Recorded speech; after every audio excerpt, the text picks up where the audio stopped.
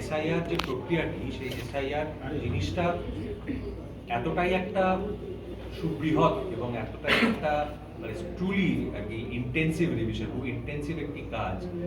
সেই কাজটি এবং আমাদের দেশটি এমন একটি দেশ, আমাদের রাজ্য এমন একটি রাজ্য যেখানে একটা ইংরেজিতে একটা কথা আছে যে ওয়ান গ্লাভ ফিটস অল, মানে ওয়ান সাইজ ফিটস অল। এই ওয়ান সাইজ ফিটস অল নিয়মটা এসআইআর এর ক্ষেত্রে, আমাদের মতো একটা রাজ্যের ক্ষেত্রে এটা কিন্তু একটু মুশকিল সৃষ্টি করছে বলে আমাদের মনে হচ্ছে। আর তার কারণটা হচ্ছে যে সবাই তো একরকম ভাবে ডেটা প্রসেস করতে পারে না, সবাই একরকম ভাবে একটি লেখা পড়ে সেটা থেকে কি মানে করব, তার মধ্যে ক্রমাগত বৈদ্যুতির মাধ্যমে নানা রকম কথা চলছে, পাড়ায় নানা রকম কথা চলছে, সব মিলিয়ে একটা খুব বড় কনফিউশনের সৃষ্টি হচ্ছে গোটা জিনিসটা থেকে। এবং সেই জিনিসটা শুরু হয়েছে কিন্তু আমার মনে হয় ব্যক্তিগতভাবে সেটা হচ্ছে এসআইআর এর সঙ্গে নাগরিকত্বর কানেকশন থেকে জিনিসটা।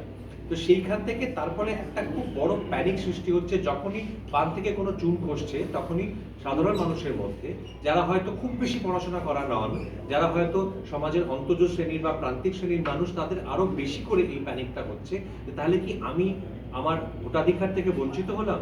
তার থেকেও বড় কথা, যে জিনিসটা এই জিনিসটাকে একটা প্রতিষ্ঠা দেওয়া হয়েছে গত কয়েক মাস ধরে, সেটা হচ্ছে এটার মাধ্যমে তুমি যে ভারতবর্ষের নাগরিক সেটা আরো একবার তোমাকে প্রমাণ করতে হবে। এইটা থেকে কি তাহলে কি আমি নাগরিক থাকলাম না? এটা থেকে একটা আতঙ্কের সৃষ্টি হচ্ছে, একটা আতঙ্কের আবহাওয়া, যেটার ফলে মানুষ অসুস্থ হচ্ছে, মানুষের হয়রানি হচ্ছে। এবং সেইগুলো ভারতের জাতীয় নির্বাচন কমিশন একটি অত্যন্ত মানে তার একটি গৌরবোজ্জ্বল ইতিহাস আছে, একটি অত্যন্ত, যেটা তন্ময় বললো, যেটি অত্যন্ত গুরুত্বপূর্ণ এবং সম্মানীয় প্রতিষ্ঠান। আমাদের যে ভারতীয় গণতান্ত্রিক ব্যবস্থা, তার যদি কয়েকটি সব থেকে গুরুত্বপূর্ণ পিলার বা স্তম্ভ মনে করি, তার মধ্যে একটি অন্যতম।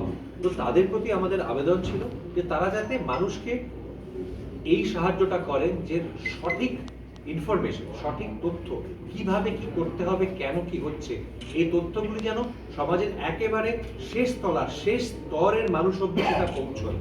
সেটা যেন ওপরের স্তরের কিছু মানুষ বুঝতে পারলেন, তারা তাদের মতো করে নিলেন, এটা না হয়ে থেকে গিয়ে যেন একদম শেষ মানুষটি, to the last man or woman, সেই অবধি যেন, লাস্ট পার্সন আমি বলবো, সেই অবধি যেন সেই তথ্যগুলি পৌঁছয় এবং তারা যেন আতঙ্কে তাদের বাস না করতে হয়। এটি এক নম্বর কথা ছিল। 2 নম্বর কথা,